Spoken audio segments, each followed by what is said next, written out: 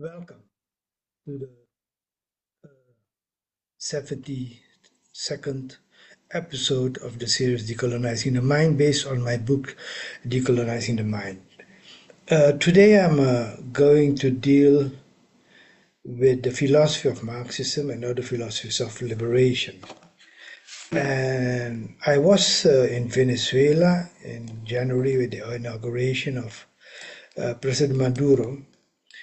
And one of the panels, there was a discussion about how to move forward with the anti-imperialist movement, and I argued, that we should have some kind of dialogue between Marxism and other philosophies of liberation, implying that Marxism is not the only philosophy of liberation.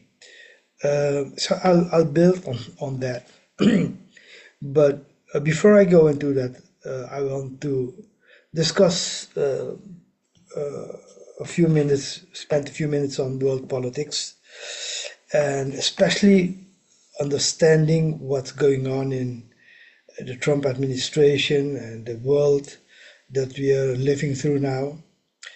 Let me go first through the statement by Trump about dislocating the Palestinians from Gaza to Jordan and Egypt. And an interesting thing is that there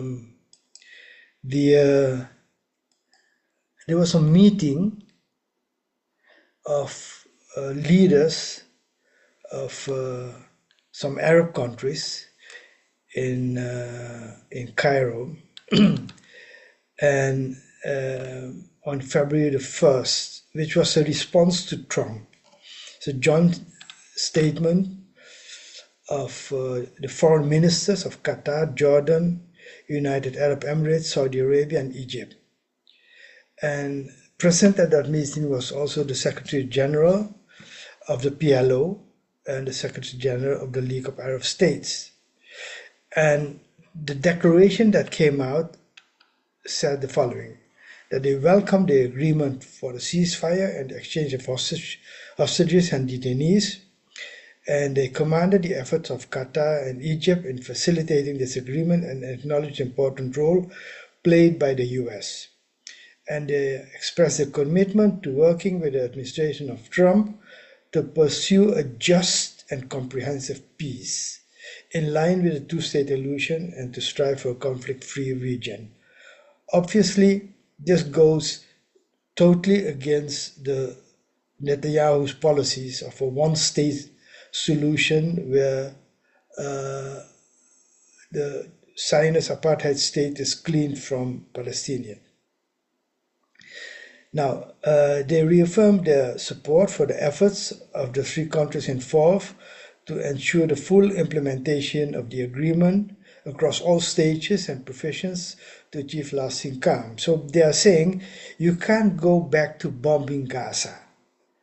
And so they call for unhindered delivery of humanitarian aid, the complete withdrawal of Israeli forces from Gaza, and they emphasize the need to enable the Palestinian Authority to resume its responsibility in Gaza's and the other occupied Palestinian territories. The interesting thing is that Hamas is welcoming this. Hamas is welcoming this idea of a joint administration of all the Palestinian factions in Gaza and the West Bank. Now, obviously, they affirm the indispensable role of the United Nations Relief and Work Agency for Palestinian refugees, UNRWA, which is now have been cancelled their work by Israel. They affirm the importance of a concerted plan for a comprehensive reconstruction. So they are saying the Palestinians are going to stay there, and we should work towards reconstruction of Palestine. And so they want to improve the daily life of the Palestinian people, and they continued to express their full support for the steadfastness of the Palestinian people on their land and the adherence to the legitimate right under international law. So they reject any violation of these laws. And they want an international conference to talk about the two-state solution. And they reject any efforts to encourage the transfer or uprooting of Palestinians from their land. This is a message to Donald Trump, saying your plan, we don't accept it, and we will not cooperate. And the countries that saying this to Trump are Egypt, Jordan, the countries where the Palestinians should go, supported by Qatar, United Arab Emirates, and importantly, Saudi Arabia. So the Arab leaders are standing against Trump's plan. It also means when they call for a two-state solution, basically they are saying the Abraham Accords are off the table, because the Abraham Accords was normalizing the relation with Israel in the hope that the whole thing would be forgotten. And important is also to understand the role of Qatar in supporting Hamas. Qatar has been an important ally of Hamas, and despite the American pressures. So that's where we stand. Trump can shout about wanting the Palestinians to leave Gaza, but this is not going to happen. Conclusion, don't take everything that Trump says seriously. He can shout whatever he wants, but reality is much harsher than his wishes. And the same goes for Trump's trade war. The trade war with China has started in 2018. It's not something new. The US imposed tariffs on Chinese goods to curb intellectual property theft and trade imbalances. And then China retaliated. They imposed tariffs on American agricultural goods and other products.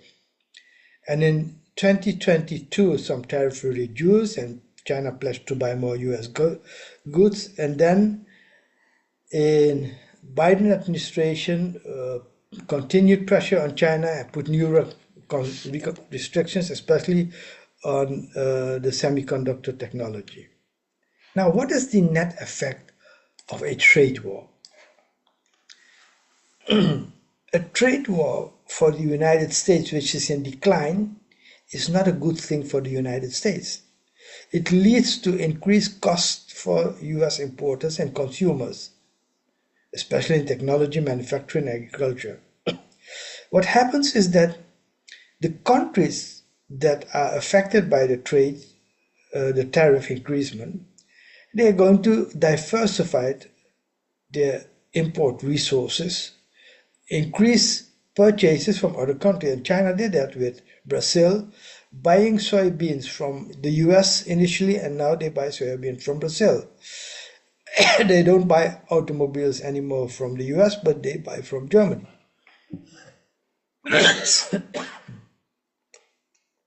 So what you see, some US companies, on the other hand, move their production out of China to avoid tariffs, but they don't go back to the US, they go to Vietnam, India, Mexico. And despite the tariffs, the trade deficit with China remained high, about 400 billion in 2023. So the tariffs didn't significantly reduce imports, didn't increase the production in the US. Because US companies leave China but don't come back to the US. They go to other countries. And the restriction on technology export to China led to China increasing their efforts on technology, as you can see now with DeepSeek, and they're doing better in technological innovation than the United States. So if you want to understand the whole thing about the tariffs, Trump is an expression of the crisis of the US empire. The US empire is losing on all fronts on a global stage, economically, politically, militarily, and a faction in that ruling class thinks that the main instrument for retaining power is not war but economics. They think it will work. It will not. And we'll keep track on how it falls apart in the coming months and years. So let's go to the main topic, philosophies of liberation. Now, the European Enlightenment had two major schools, liberalism and Marxism. And Marxism regards itself as a philosophy of liberation. And for many liberation movements in the global south, Marxism has been a source of inspiration. And I myself, and I was a Marxist in my early years, it was a big inspiration for liberation. So I'm going to discuss the coming episodes about Marxism and other philosophy of liberations. But in order to understand Marxism, you need to understand Marx and Engels and their work. So this episode is about just an overview of the work of Marx and Engels.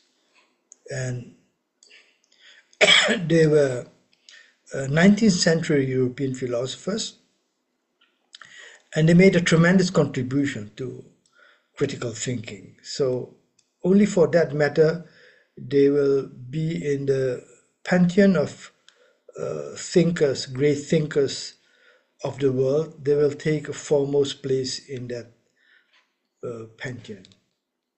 So let's look at the early years. In 1814, his future wife, Jenny van Westphalen, was born earlier than Marx. She's older than Marx. Marx was born on May 5th, 1818 in Germany. And Engels was born 2 years later, also in Germany. Marx in Trier and Engels in Bremen. In 1821, Marie Burns, the first partner of Engels, was born in Ireland. And the second partner, Lizzie Burns, whom he lived with after the death of Mary Burns, his sister, was born in 1827. Marx started at the age of 16 to study law at the University of Bonn. And then 2 years later, 1836, he engaged to Jenny van Westphalen.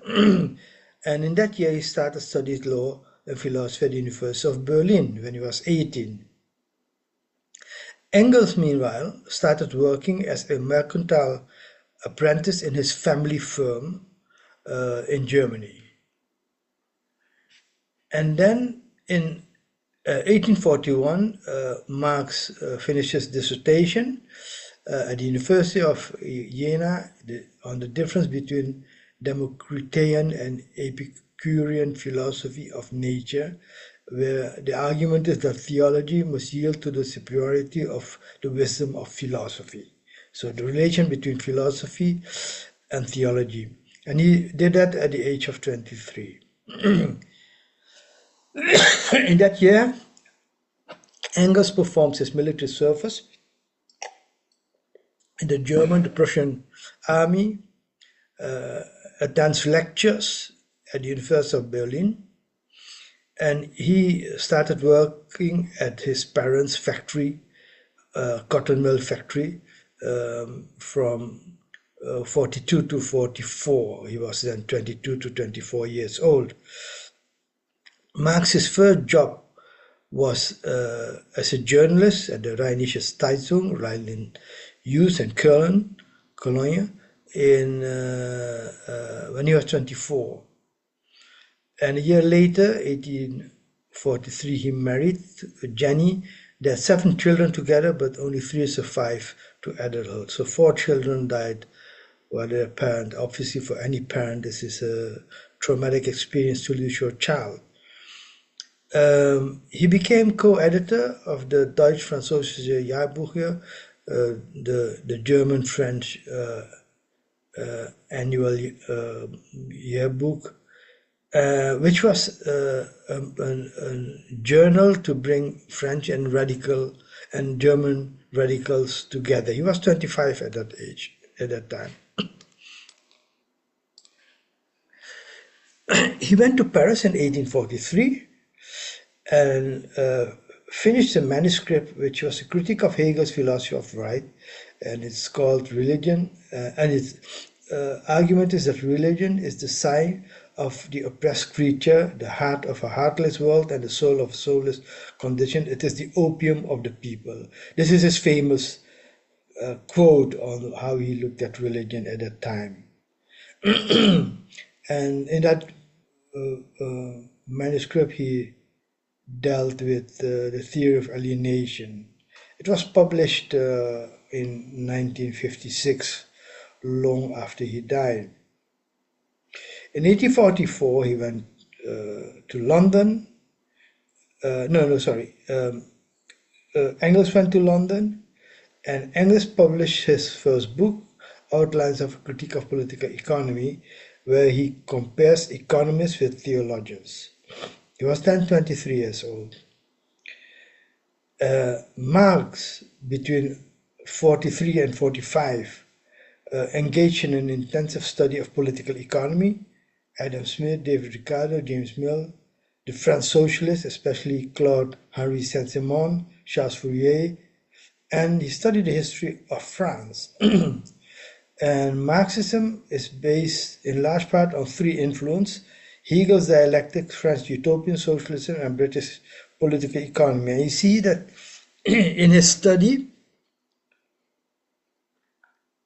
that it was he did. He studied Hegel, he studied the utopian, French utopian socialists and the British political economists, and that basically formed the basis of his philosophy, which is European philosophy. It's not, he didn't study Confucianism, he didn't study Islam, he didn't study Hinduism, he didn't study, indigenous philosophies. So if you want to understand Marx, you should understand his European context of that formed his opinions and then later were claimed to be universal.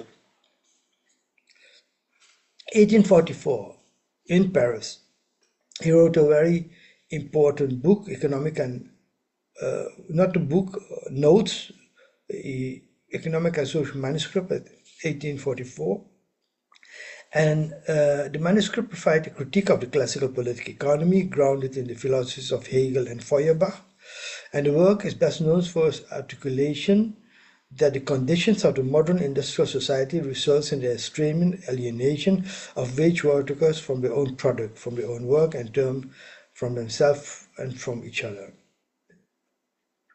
And that manuscript was published long after he died in 1932.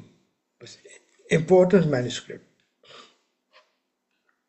In 1844, Engels goes to Paris, meets Marx, and Engels published his book, The Condition of the Working Class in English, which argued that the Industrial Revolution made the workers more impoverished than they were before. He was 23 at that time, Marx was 26. Then later that year, Engels leaves Paris for Barmen in Germany and Brussels, and Marx moved from Paris to Belgium and Brussels. And he stays there, and that is where he worked on a very important manuscript published after his death, The German Ideology, and some passages were later written by Joseph Weidemeyer and Moses Hoff, but the preface and some of the alteration and additions are in Marx's hand. The bulk of the manuscript is from Engels' hand, except for chapter 5 of volume 2. And some passages of chapter 3 of volume 1 were of Weidemeyer's hand. Chapter 5 in volume 2 was written by Moses Hess and edited by Marx and Engels, and the text in German runs around 700 pages. And recent research in the collected works of Marx and Engels indicates that much of the system of material concept of history was created afterwards by the Marx Engels Institute. But anyway, the proposition of the German ideology was that humans distinguish themselves from animals as soon as they began to produce the means of subsistence to support their needs. What individuals coincides with their productions in both how and what they produce. The nature of individuals depends on the material condition determining their production. How far the productive forces of a nation are developed is shown by the degree to which the division of labor has been carried. Also, there's a direct link between division of labor and forms of ownership. And the ruling class, ruling the material force of society, is simultaneously the ruling intellectual force of society. They regulate the production and distribution of ideas in their age. So society consists of two parts, and that's the famous thing of the German ideology, the concept of the base or substructure and superstructure.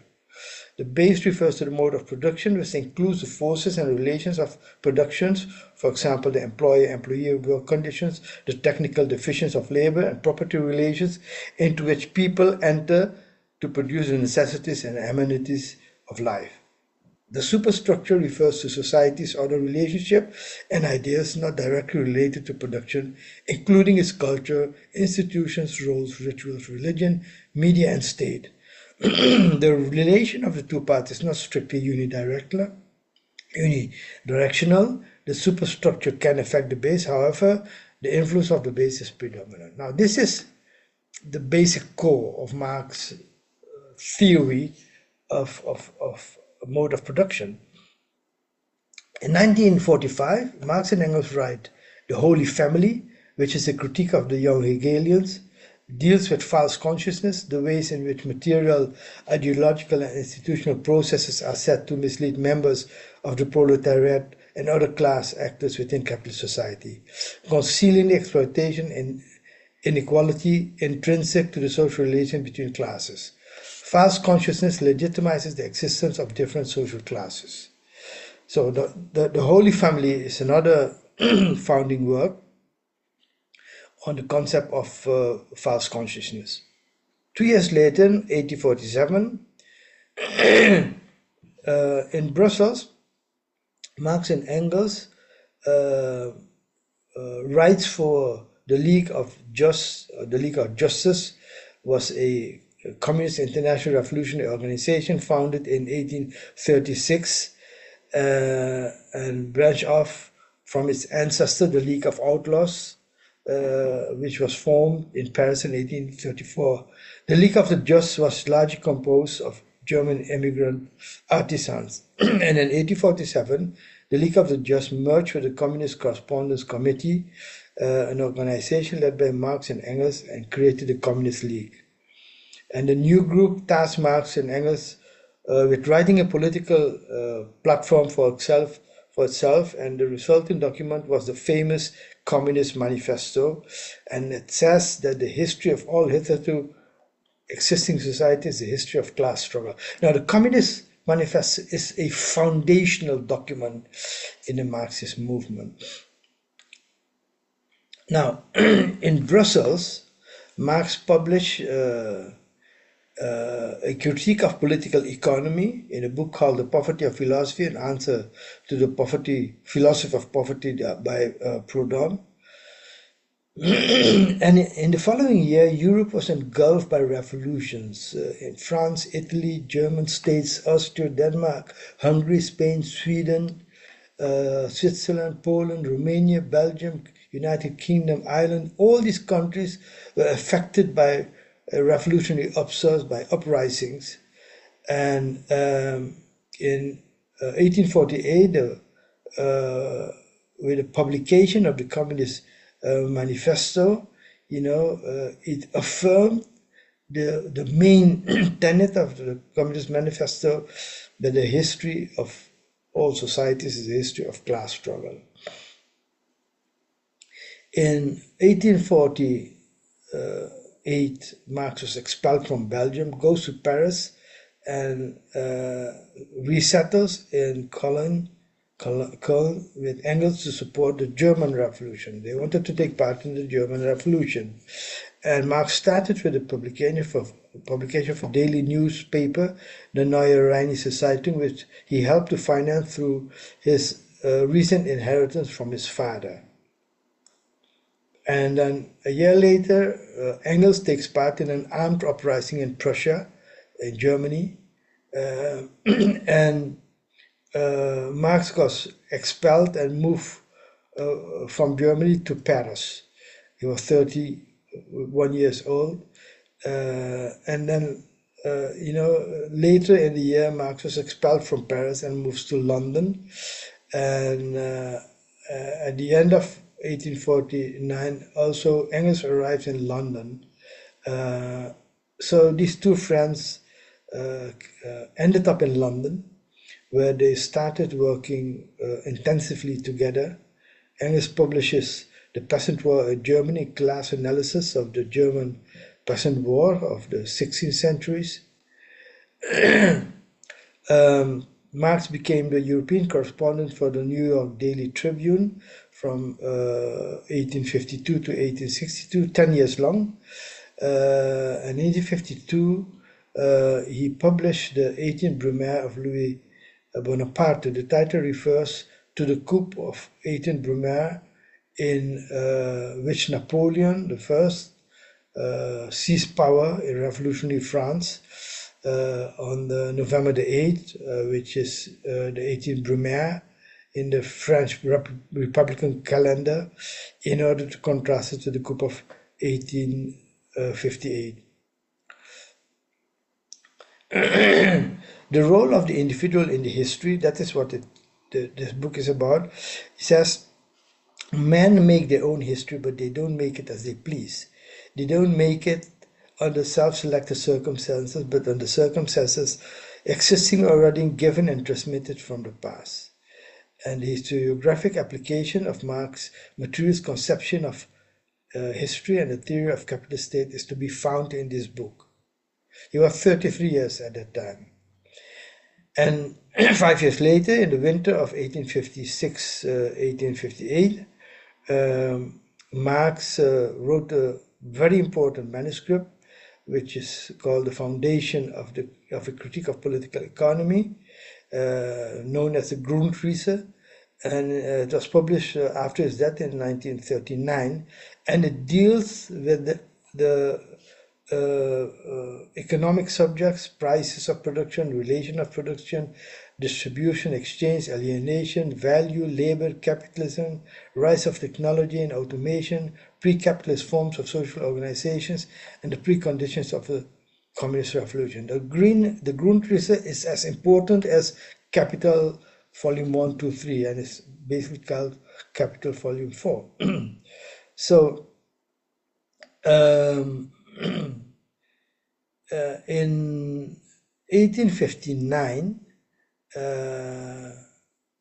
he published another important work, a contribution to the critique of political economy. And that was incorporated later, in fact, almost 8 years later, in the volume first of Capital. It has a critique of Adam Smith and David Ricardo. It introduced a materialist conception of history and its associated base and superstructure model, the contradictions of the capitalist mode of production, how it was as a precursor, how it is as a precursor of the socialist mode of production, and the class struggle rooted in capitalist social relations of production. It explains the laws of motion of the mode of production from origin to its future by describing the dynamics of the accumulation of capital, with topics such as the growth of wage labor, the transformation of the workplace, capital accumulation, competition, the banking system, the tendency of the rate of the profit to fall, and land rents, as well as how wage labor continually reproduce the rule of capital. And Marx proposes that the driving force of capital is the exploitation of labor, whose unpaid work is the ultimate source of surplus value. Then, between 1961 and 63, Marx wrote 23 notebooks, and they were published almost a century later, between 1967 and 1982. And these notebooks basically were unknown to the later Marxist tradition, but they were assembled by Engels and Kautsky, and they consist of 1472 manuscript pages, which added up to 2,384 printed pages in the German edition and 5 volumes in the English edition.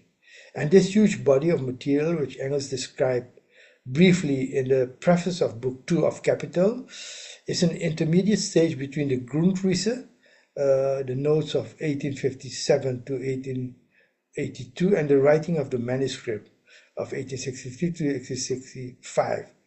So Book 1 of Capital was published in 1867. Up to this moment,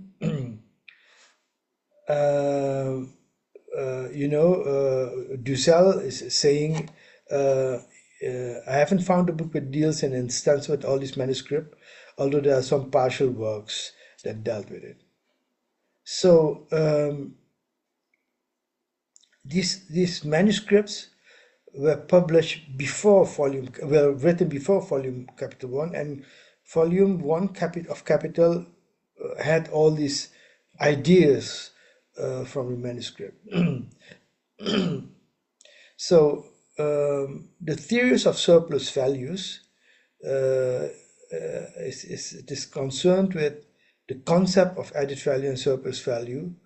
It's a manuscript that Marx had written between 1862 and 1853. 1864, Engels becomes a partner in his father's firms. 1867 is the first volume publication of first volume of Capital, examines Capital as a historical epoch and a mode of production, and traces its origin, development, and decline. 1863, Mary Burns, the wife of Engels, the partner of Engels, dies at the age of 14, and in London, a year later, the International Working Men's Association, the first international, was founded, and Marx was elected to the General Council. In 1869, Engels retired from business and focused on studies. And in 1871 was a revolution in Paris that established the Paris Commune government and led to the publication of the book The Civil War in France by Marx. And there is where the theory of the state and the translation to a social society was developed. And 4 years later, in 1875, the manuscript Critique of the Gotha Program was written by Marx and published in 1891, and it discusses the notion of the dictatorship of the proletariat, the period of transition from capitalism to communism, proletarian internationalism, and the party of the working class. It is notable also for elucidating the principle of to each according to his contribution as the basis for a lower phase of communist society, socialism, directly following the transition from capitalism to according each to his ability, from each to his ability to each according to his needs as a basis for the future higher phase of communist society. London, 1878, Engels published a very important book, Anti-Düring, an encyclopedic survey of the conception of the philosophy, natural science, historical problems, and deals with dialectics. If you want to understand dialectics, that is where you look at for this book. His second partner, Leslie Burns, dies at the age of 51 in 1878. Engels publishes Socialism, Utopian and Scientific in 1880, and it was primarily extracted from a longer political work, The Anti-Düring. In 1881, Marx and Engels began to contemplate the source of development in Russia that would lead directly to the communist states without intervening bourgeois states. This analysis was based on what Marx and Engels saw as the exceptional characteristics of the Russian village commune or the община.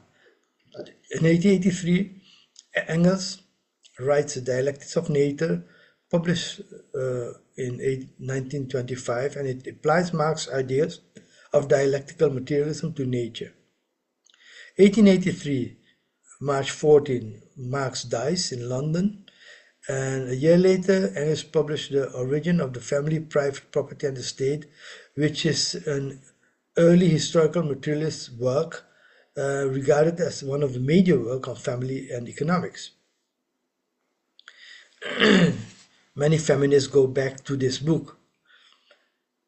In July 1883, Engels prepares and publishes Capital Volume 2, which deals with the metamorphosis of capital and the circuits, the turnover of capital, the reproduction and circulation of aggregate social capital. And 1894, Engels prepares and publishes Volume 3, which deals with the conversion of surplus value into profit and the rate of surplus value into the rate of profit, the conversion from profit to average profit, the law of the tendency of the rate of profit to fall, the conversion of commodity capital and money capital into commercial capital and money dealing, a division of profit into interest and profit of enterprises, interest-bearing capital, transformation of surplus value into ground rent, revenues and the sources,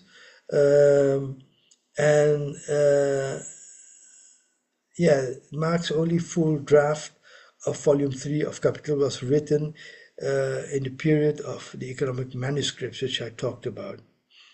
In 1895, Engels dies, and from 1805 to 10, Karl Kautsky published the first edited version of Marx's theory of the surplus value in 3 volumes. So, some conclusions. Marx and Engels have developed a comprehensive, coherent, and integral theoretical framework. So if you look at Marx, you should look at the whole body of work, and it is comprehensive because it has produced concepts of how to look at the most important dimension of society, a worldview of world history, economics, politics, social relations, including relations with nature and culture. There are other important aspects of society, but these dimensions are essential to make a framework comprehensive. So if you have only an economic theory, it's not enough. If only a political theory, it's not enough. You need to have a theory of all these interrelated segments of society. It's coherent because its concepts don't contradict each other. They are consistent and logical. And it's integral because the concepts of the different dimensions are not just lumped together, but are related to each other from a basic concept. And in Marx, the basic concept is class analysis and the labor theory of value. The Unknown Marx, a book by Dussel, is not a Marx that has abandoned this comprehensive, coherent, and integral framework after and produced something new, something different. It is unknown because the manuscripts were unknown. So when it comes to the core of Marxist economic theory, the labor theory of value, even Dussel acknowledged that's not different from the known Marx. So the key concept of Marxism, which has not been revoked, is the concept of surplus value, saying that living labor is the only source of value. Surplus value in capitalism is the difference between the value of living labor that living labor creates in production and the value paid by the capitalist in the form of wages. The social theory of class, and a class is defined by its relation to the means of production. The philosophical theory of dialectical materialism and historical materialism. History is driven by productive forces. Capitalism is the last phase and communism is the end phase. The political theory of the state as an instrument of repression by the ruling class, and the cultural theory of modernity, which has that scientific knowledge is objective, ethics and religion are not part of knowledge. And the practical implications of Marxist theory and the theory of surplus value is that Profit is by definition injustice.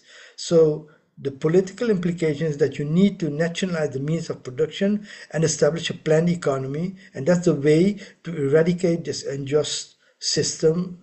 And the source of it is private ownership of means of production and a market mechanism that regulates the production, distribution, and finances of goods and services. So planned economy is a logical conclusion of the theory of surplus value. Class struggle and the social theory of class is about class struggle, and it ends when communism has abolished classes. So the goal of our struggle is communism, and that abolishes classes. And the philosophical theory of dialectical materialism and historical materialism is that communism is the inevitable outcome of world history. And the political theory of the state is that the capitalist state should be destroyed. It can't be reformed, so revolution is the answer. And eventually it is the establishment, the abolition of parliament, establishment of a system of councils, and in the long run, the withering away of the state. And then you have the cultural theory of alienation, which the political implication is that the educational system should be secular and religion is not part of knowledge. So this is an overview. The next episode I'll deal with the decolonial view of Marxism, and then I'll start talking about other philosophies of liberation, starting with decolonial theory. Okay, hope to see you next week.